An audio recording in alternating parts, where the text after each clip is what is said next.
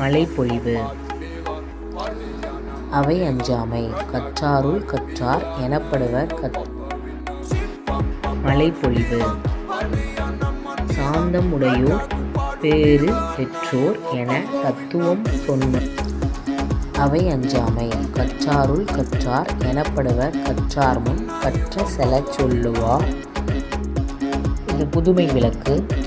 இந்த பாடத்தில் என்ன இருக்குது அப்படின்னா, பையம் தகலியா.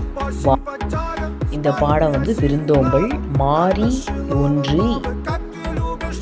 ஒன்று இன்றி வரன் அறம் எனும் கதிரில் இன்சொல் விளைநிலா ஈதலே வித்தாக வன்சொல் கலை